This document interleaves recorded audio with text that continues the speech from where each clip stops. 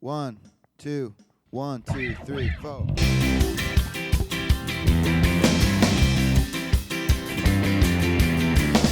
Hey everybody, it's Sam Jacobs. Welcome to the Sales Hacker Podcast.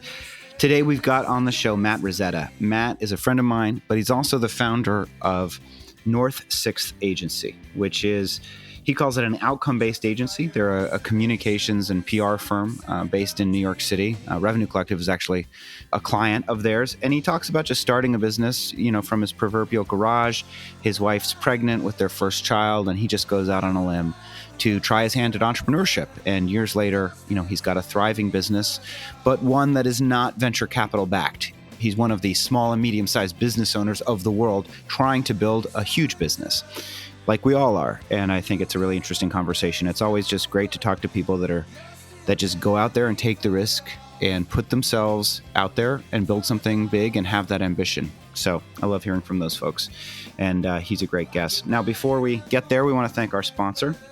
Sponsor for the month of June is a company called Outreach. Outreach revolutionizes customer engagement by moving away from siloed conversations to a streamlined and customer-centric journey. Leveraging the next generation of artificial intelligence, the platform allows sales reps to deliver consistent, relevant, and responsible communication for each prospect every time, enabling personalization at scale previously unthinkable. Outreach produces incredible industry-leading events like their Unleash conference and their City by City Unleash Summit Series roadshows, which will resume once people are allowed to take roadshows again, along with top-notch thought leadership content. Check them out at www.outreach.io. And without further ado, let's listen to my interview with Matt Rizzetta. Hey everybody, it's Sam Jacobs. Welcome to the Sales Hacker Podcast. Today, we're excited to have on the show Matt Rizzetta. Matt is the founder and CEO of North 6th Agency, N6A, a leading brand communications agency based in New York City. Under Rizzetta's leadership, N6A has been ranked as one of the 50 most powerful agencies in the United States by The Observer, PR Week's Best Places to Work, and the Top Company Cultures in America by Entrepreneur Magazine. Rizzetta serves on the boards of Marketing Edge and Iona College and resides in Westchester County, New York, with his wife and 3 daughters. Matt, welcome to the show. Sam, great to be here. Hope you're doing well. I'm doing well. Actually, yes, today I am doing well. I'm looking out at some water, so that's different than what I've been looking at, which has been the street. A little peace and tranquility. Exactly. Well, we figure out our audio setup here.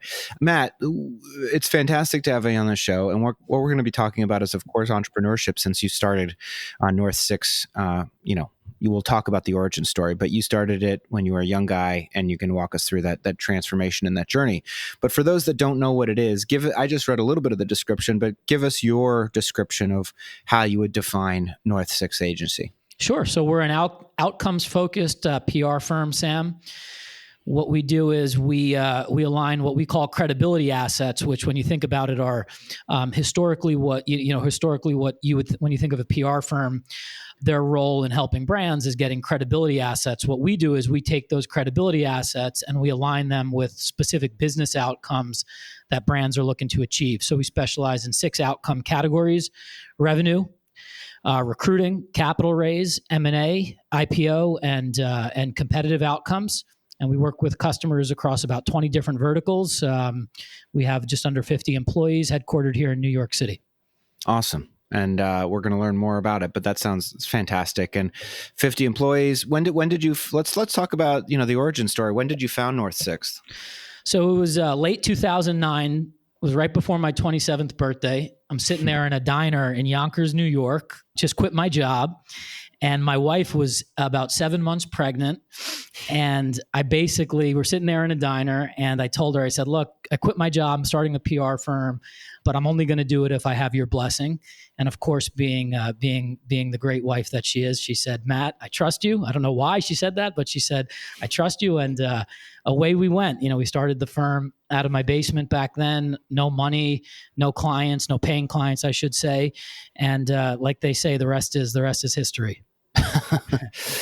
Did you, confirming you quit before, and then you said, honey, I'm going to start this thing, but you'd already quit. So you were effectively unemployed. So she didn't have that many choices before she gave you her blessing. Is that accurate? It was all part of the plan, Sam. It was all part of the plan. If she said no, then it was going to be like, well, guess what? I don't have a job anyway. Well, what prompted you? There's a couple of things that I'd love to talk about, but walk us through first of all, where were you working before? So I got my start at Sony BMG out of school. This was in 2005 after I graduated. And then I worked my way through the agency ranks. I was at a financial PR firm before starting N6A. And, just like most entrepreneurs, especially being young back then, I was pretty naive and stubborn, and I thought that I could just do it better. And that's what brought me to start the firm. And tell us about, the first couple years, and how was it being 26, pregnant wife, the whole bit? And what are the key lessons that you learned getting this thing off the ground? Well, I think the biggest lesson I learned is that you should always be in your survival mode days. Back then, when you're first starting a business, Sam, I'm sure you can empathize and appreciate this yourself on many levels. You're really just in survival mode. You have no reputation of consequence. You're trying to convince clients to join, your no-name company or your no-name firm. You're trying to recruit talent to come work at your no-name firm. And really, it's just all about survival. Every day is just a fight to survive. And that's what I learned in in our formative days and months. Also, the backdrop wasn't the easiest, in which to start a business. We were still in a recession. It was very difficult to start a business to begin with. So it was really just a fight for survival. And that's one thing I think I've carried with me, and I try to encourage our employees. You should always treat it like it's survival mode. It's almost 11 years later now, and I still wake up with, in many cases, the same fear and the same anxieties that I had when I first started the firm. And obviously, you want that to manifest itself in a healthy way, so that it's not counterproductive or toxic. But I think there's a lot of valuable lessons you can learn when you're in survival mode that you can take with you throughout your whole career, and that can help you. So what are some lessons from survival mode, and maybe what's something that you would do differently if you knew then what you know now, and you could go back 11 years, if anything? Well, look, I think a lesson, starting with the lessons, and there's so many lessons, Sam, and most of these lessons, obviously, I learned through mistakes, of course, just like, most entrepreneurs. But I think one lesson is, never get complacent. You never want to feel like you've arrived in your career or on your business journey. I think it's important to stay humble, stay grounded. I have this story that I tell our staff about how, we're headquartered in Soho, and this was well before COVID, by the way. You had all these stores in Soho that were boarded up because they couldn't afford the rent. They got whacked out by their competitors or whatever it might have been, for whatever reason. And every day, literally on my walk into the office, is just a reminder that every day in business is a blessing, and you can't get complacent. You can't take it for granted. Even though obviously from a planning perspective, you want to plan long term, you want to plan quarter to quarter, year to year, multi-year, whatever. I think that you still need to remind yourself that on a daily basis, every day in business is a blessing, and never take it for granted. That makes a lot of sense. Would you do anything different, knowing what you know now? Oh my God, I would do so many things differently. Most of the mistakes I've made, Sam, in my career, I say you have to do with people, and specifically, one of four categories of mistakes have to do with people I hired, people I didn't hire, people I fired, and people I didn't fire. So, when I look back at the mistakes I've made, not just earlier in my career, but over the past, almost 11 years since we started N6A, I would say somewhere between 90 and 95% of the mistakes I made had to do with one of those four categories, obviously with people being the common thread. Have you developed a process to answer that question of should you hire, should you fire? How do you evaluate talent? Is it a soft kind of heuristic, like just a point of view that you have, and it's in your intuition, or have you built out a series of questions and a process for evaluating whether this is somebody that you want to work with? Well, I'm probably a little bit unconventional, I think, in terms of how I approach hiring people and making people decisions. Again, most of these had to do with lessons that I learned the hard way, but I'm a very big believer in EQ. I think that, especially nowadays, you're looking at COVID and the environment we're operating in, you want people who are going to be in the trenches with you, who feel that you're in the trenches with them, arm in arm, hand in hand, getting through this thing together. So I think I've been very blessed. The people that I have in my inner circle. And, for the most part, everyone in our company is all hands on deck, pulling in the same direction. And I think that has to do with a little bit more rigor and discipline we've brought to our hiring process with an eye toward EQ. So a lot of, once we get past the box checkers, do you have the right resume? Do you have the right experience? Are you qualified for the job? Those are sort of box checkers in my mind. Once you get past the box checkers, I think the rubber meets the road when you start asking questions that really get to the heart of the EQ and the culture fit of anyone you're hiring. And when you're in times of adversity, frankly, like everybody is right now, I think that EQ is the most important thing you could have or ask for in a coworker. Makes a lot of sense. You said great teams must pass the org chart alignment test. Tell us what that means. Walk us through that. Well, look, as we've scaled our business, Sam, one thing that I've noticed is you can't assume anything. So if you're my direct report, obviously you're getting sort of a head start on a lot of the intelligence and decision making just because you're part of the CEO direct report team. If you're part of the junior staff, you might not be privy to that same information at all the time. So I think it's important that you make no assumptions, and you need to be incredibly transparent in your communication nowadays, particularly in this virtual workforce, if you're in corporate leadership. So one thing we did is we developed what we call the org chart alignment test.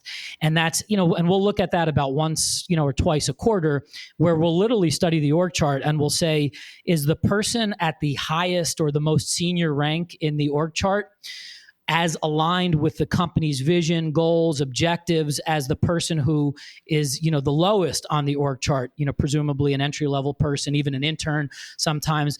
And if the answer to that question is yes, I think usually that means we've done something right. We've communicated in a way that's transparent, where everyone in the company understands our goal and our vision and are pulling in the same direction. If the answer is no, it's just a yellow flag. And, that kind of triggers us as a management team to reevaluate our communication processes, to study where the breakdown might have occurred and to fix it. So that's the org chart alignment test. The theory being that if your most senior person and your most junior person in the organization are equally as aligned on your vision and goals, you're doing something right. I love it. So let me ask you, let's dive into the business of North Six, if that's okay. Sure. There's a lot of, I think, I would characterize it as confusion with agencies, communications agencies, public relations. When you think about a company that really, when should a company have an agency associated with their marketing arm and with their communications arm, and when shouldn't they? Are there times when it's not a good fit and times when it's a great fit from your perspective? Well, look, there's a lot of nuances, I think, that go into that question. I would say, generally speaking, and certainly not a sales pitch by any means, but our whole model at N6A is really built to align PR with business outcomes. So with that in mind, if you're a brand and you have a specific business outcome or objective you're looking to achieve, our thesis is that you can achieve it through PR. It just needs to be smart PR that's done properly and that's done in alignment with whatever that objective is. I think the challenge would be if you're a brand and you're confused over what your objectives are, where you might think you're looking to get, you're looking to recruit certain talent, and in reality you're looking to get revenue, or you're looking to get a certain type of revenue, but the revenue, it wasn't the revenue that you told the agency you had in mind. So my whole thing, and our model at N6A is built on making sure we're in full alignment with the client's business outcomes, and as long as you have clear business outcomes that are communicated to the agency, I think it's always the right time. Fair enough. What do you think in terms of, to the point of clear business outcomes? Maybe that's the answer to the question. But what do you think the biggest misunderstanding or misperception is about PR that companies or brands need to understand before they embark on this journey with you? I think the biggest misunderstanding or misconception is that PR is hard to quantify and it's hard to understand ROI. At N6A, we really disagree with that. Our whole model is built on fighting for PR's value along the same lines of any other component of the marketing stack, whether it's paid media or social or advertising. It just needs to be, you just need to have a proper discipline and rigor in place to make sure that you're measuring the efficacy of PR. I believe that PR deserves I believe it deserves, a front and center place on a brand's P&L. I think it just needs to be traced and measured properly in alignment with some sort of business outcome. I think that historically PR has been treated as a nice to have, but not a need to have. Our argument is that it's just as much an asset on the P&L as a liability. It just needs to be measured properly. That makes a lot of sense. When you talked about how you started North Six in a bad economic environment. We're in a bad economic environment now. Tell us, how you've applied those lessons, or just sort of how your business has responded to, COVID and the situation. Well, look, I can go on and on about this topic, Sam. I would say a few things.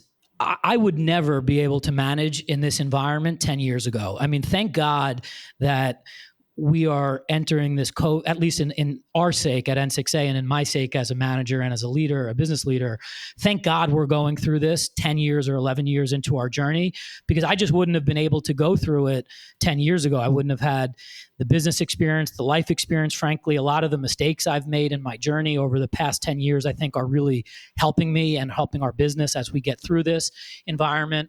So that's kind of the first thing I would say. The other thing I think that's important is, every business is different. Every business is nuanced. There's no one size fits all approach. There's no precedent in COVID. So you're kind of writing the book as you go along. There's no book you can just take off the shelf and say, yes, this is the way I have to manage in this environment. But I think the biggest learning for me and for our team, our management team here at N6A, in COVID has been, you just need to get out of the mindset that, you need to get out of the pre-COVID management mindset.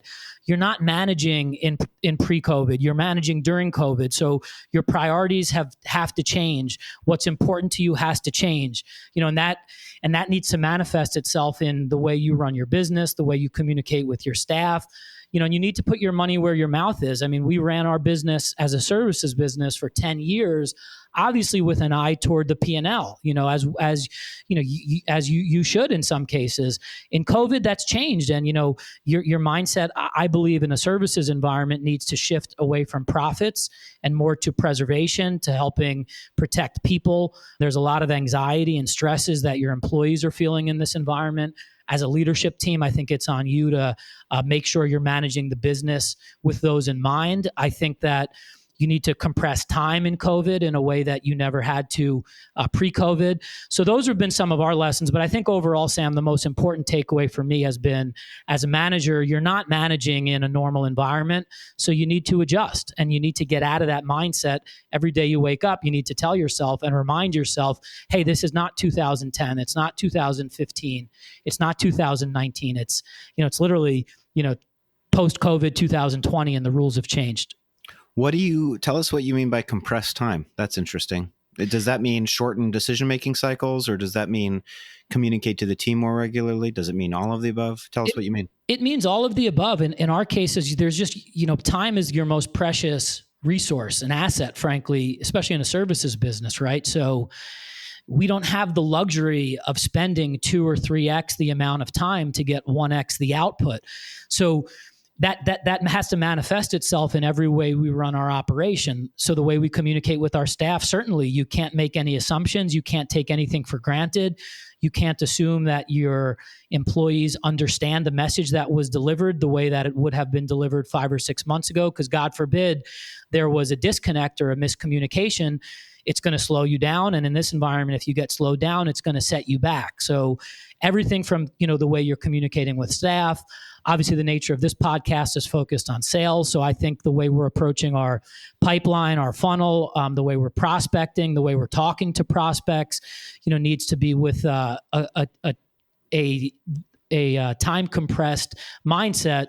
And you just don't have the luxury of wasting time. So everything needs to be done. Things that you were doing in 60 minutes in this environment, you got to figure out a way to do them in 30 minutes. And by the way, do that in a way that doesn't compromise quality, which makes it even more challenging. But I think the businesses that are really winning in this environment are the ones that are doing that. They're figuring out a way to get, 1, 2x the outputs in 50% of the time.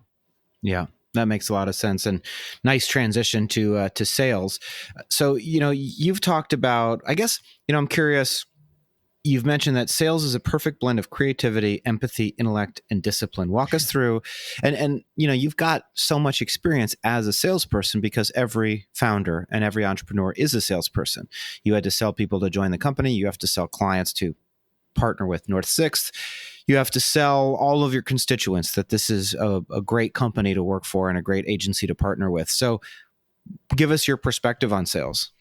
Well, the reason I love sales, and that's what you were alluding to earlier, is that I believe sales is the perfect blend of art and science. I think that really strong sales people, I think really strong sales organizations understand that sales is equally as much art as it is science. And usually, at least in my experience, really most sales people or sales teams are very strong at one of those two things. They're either very strong at the art piece where they've developed really good messaging. They know how to connect with customers or prospects, from an EQ perspective. They're very good with relationships. All of those in my mind sort of fit in that, go in that art bucket. But science to me is just as important in your journey to become a great sales professional. And science is discipline. Science is studying the data, studying the analytics, learning from your losses. We had 10 pitches over the past month. We won 6 of them. Let's look at the 4 we lost. Let's slice it by industry. Let's slice it by budget. Why did we lose them? How can we get better next time? Let's improve incrementally. That's where the science piece I think fits in. And to me, that's why I love sales, because I think you have to be equally as strong as at both of those skill sets in order to perfect your trade. And if you're good at one, that's great, but it's not going to make the cut, frankly, and you're not going to reach your potential. How do you get better, do you think, in sales? What are your principles for improvement? What are the principles you have for professional development within North Sixth? Well, the first thing is we make time as a team to study our losses. And that might sound like common sense, but you'd be shocked, at least in our experience, how many companies, how many teams, how many professionals fail to do that, just because the weeks and the months and the days and the minutes, frankly, they pass you by and you sort of forget to study your losses. But our greatest improvements in sales and in the revenue function have come because we've disciplined ourselves to study our losses, literally to the tune of 1 to 2 hours a week, where we'll sit around in a room as a management team and say, what did we lose this week? Why did we lose it? How did we lose it? We'll study the analytics so that the next time around, if we lost prospect A for a financial reason, the next time there's a prospect that looks and feels like prospect A, we're not going to lose them for a financial reason. And then you see there's incremental improvement. And over time, you're not going to become a perfect sales professional overnight. Heck, we've been in this thing 11 years and we're far from perfect. But I think studying losses and improving incrementally because of that, to me, is the lifeblood of all progress when it comes to sales professionals. What are some of the insights that you've gained from studying those losses, and particularly how has COVID impacted it? I would imagine that budget, becomes the central objection. So what are you doing to overcome it? Yeah, no, it's a great point. I think you nailed it. You're looking at, we've been able to categorize a lot of our losses with a persona mindset. And for the most part, there's always exceptions, but for the most part, there's really 5 or 6 personas after we lose a deal or lose a prospect that we can categorize the loss under. So it just makes us smarter for the next time around. So if we're pitching business to your company, Sam, and we lose your account for whatever reason, we can sort of put you in the persona of one of those 6 categories. And then the next time around, there's somebody that, although Sam, nobody is truly like you. You're one of a kind. But, I'm sure.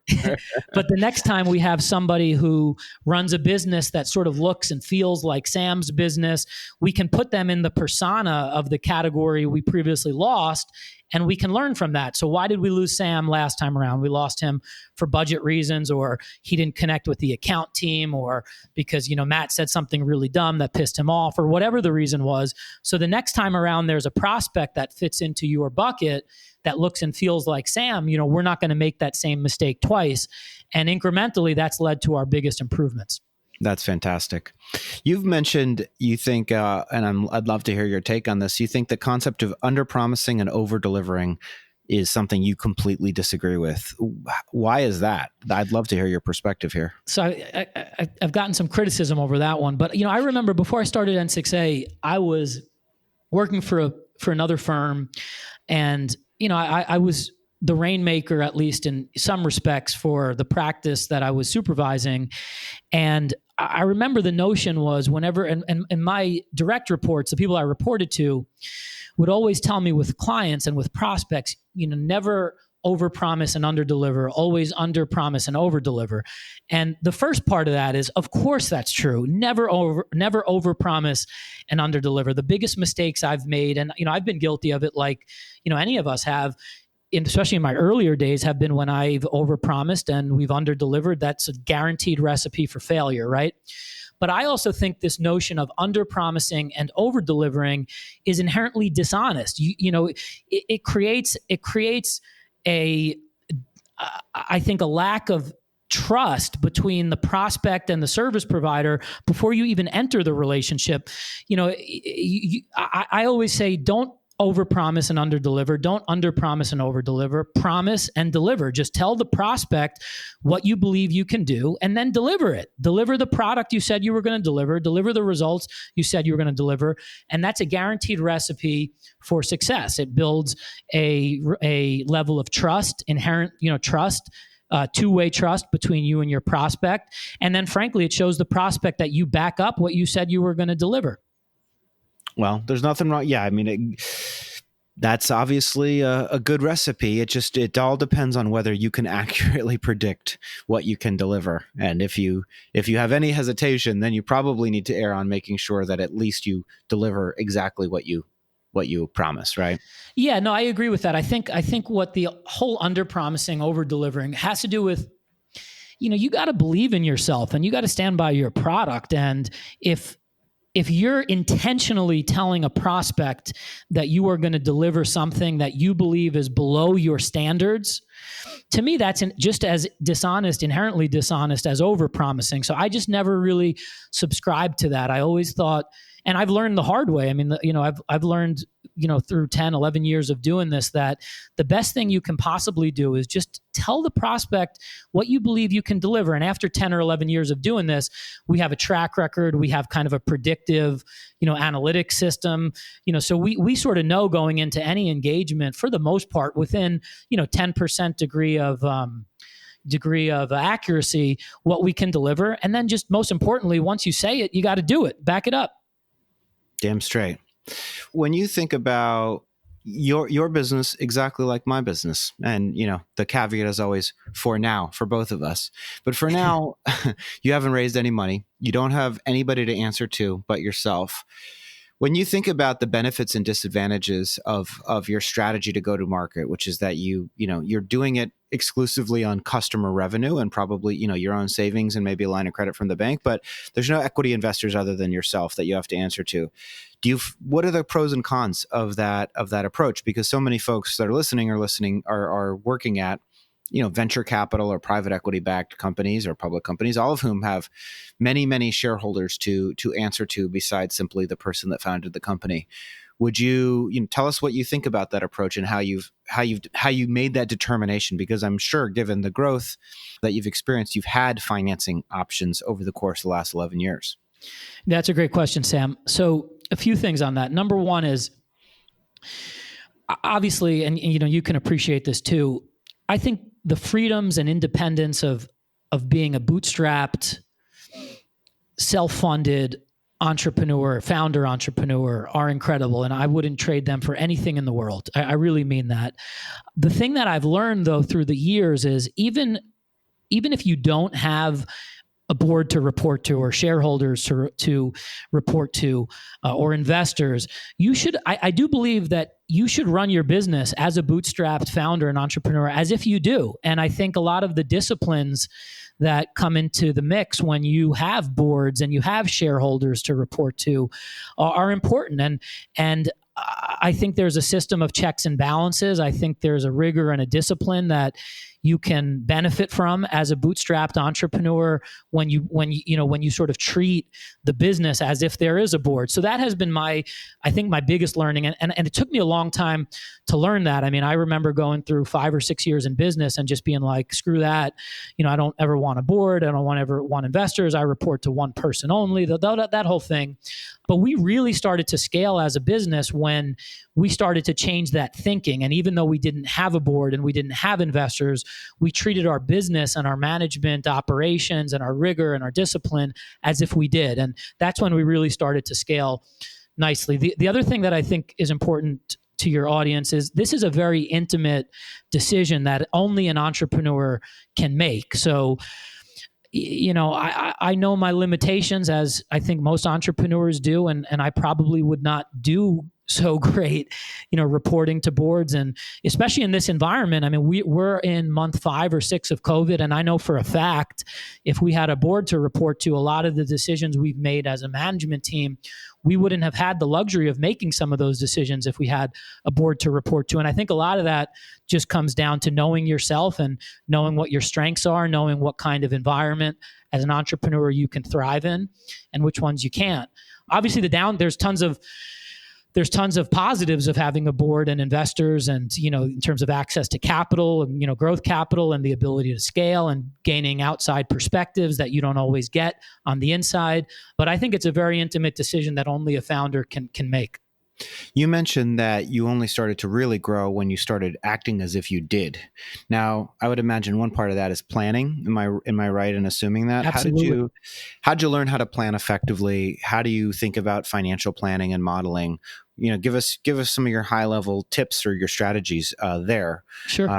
As an entrepreneur, as a solo founder run company, what have you learned about financial planning that you can share with the rest of us, including me, since really I'm asking this for myself?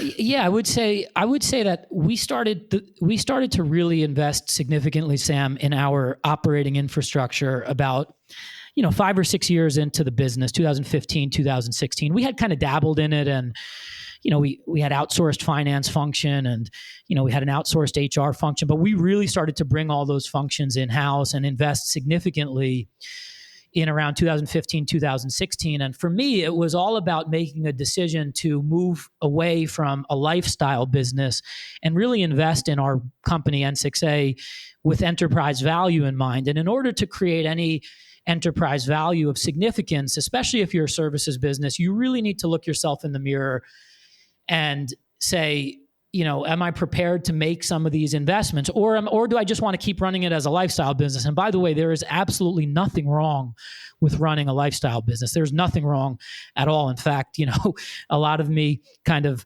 wishes that I had those early survival, days in the basement where, that whole thing. But when we started to invest we hired a CFO, we hired a dedicated sales and marketing team, we hired a dedicated HR person, we hired an in-house recruiter, all that stuff really started to, we started to make a concerted decision to invest in those functions about 2015, 2016.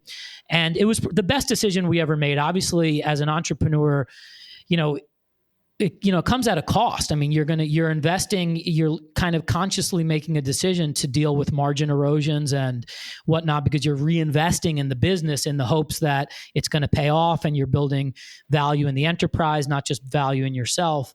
But that's really when it started to change. And, that's a long-winded way of me answering your question. But I think the disciplines that we've put in place for each one of those functions has really helped us a lot. With finance, we're a 50-person company, but we run our finance function like we're probably, a 1,000-person company. I mean, we have monthly financial reviews with our CFO. We'll review cash flows. We'll predict revenue. We'll look at churn rates on the service side. I'll meet with my chief of staff to understand aging and, receivables and collections with certain checkpoints at different points of the month. So these are all things we've been doing for the past 5 or 6 years. And I think that's helped us in terms of operating discipline, especially in this environment. If we didn't have a lot of those disciplines in place, I don't know if we would be standing here being able to say, we survived 5 or 6 months in this environment to the extent that we did. Yeah. I'm Delighted to hear it. We're coming to the end of our time, but I have one last sort of question. There's this word that does get bandied about, lifestyle business. When you say that, and I'm going to put words in your mouth and you can take them out. Do you mean that, running the business for cash flow generation, not necessarily for future growth, and really running the business for the purposes of building up, the business checking account so that maybe at the end of the year you pay yourself a big distribution versus having a target cash balance in the checking account or in, your access to liquid cash, and then using excess proceeds to invest and to continue to hire people and grow, et cetera, even at the potentially at the expense, again, using this word lifestyle, at the expense of perhaps your own personal income. Is that what you mean when you say that? Yeah, absolutely. That's exactly what I mean, Sam. I can just tell you in my experience, our business we've been in business for 126 months, literally 126 months. And we had 126 months going, and counting of profitability. We never ran at a loss and in any given month. And I was, proud as hell about that. And in the early days, that meant, I got the opportunity to take some, hard earned and I thought well-deserved distributions and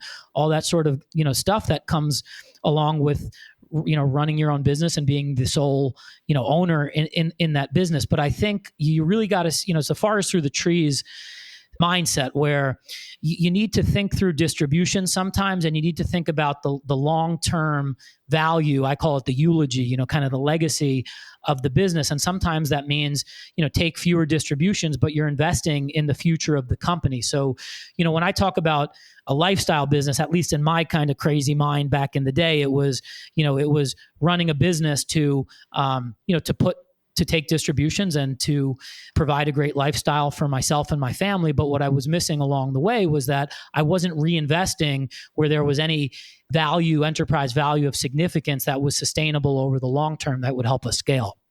Makes a lot of sense.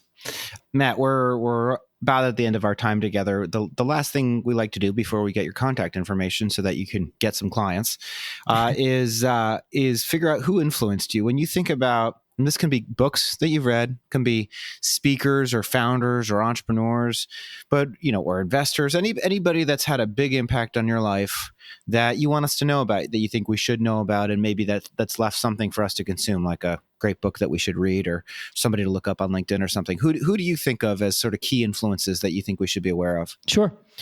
Well, look, I've been blessed, Sam, because I have so many incredible people in my inner circle and in my network that have all really helped me, help pay it forward and put me in the position that I'm in and the company's in today. But nobody in my life has had more of an influence, frankly, than my grandparents. We named the company N6A, North 6th Agency, after North 6th Avenue, which was the street to which they immigrated from Italy.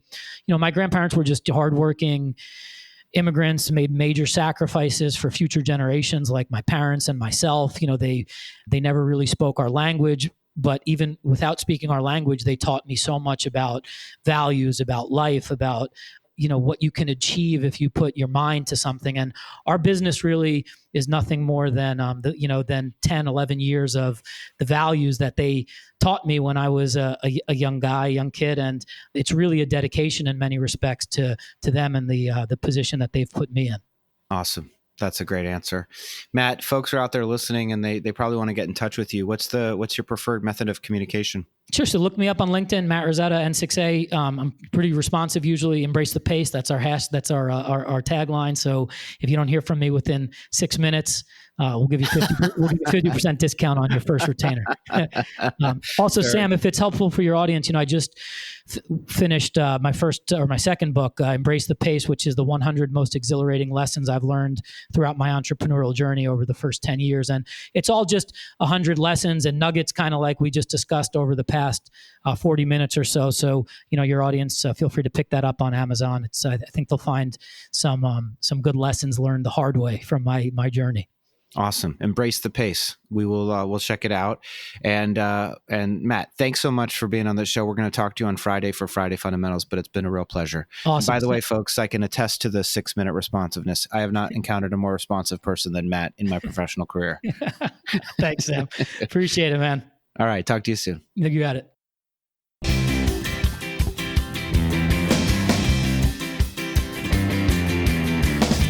Hey everybody, Sam Jacobs. This is Sam's Corner. Another great conversation, this time with Matt Rizzetta.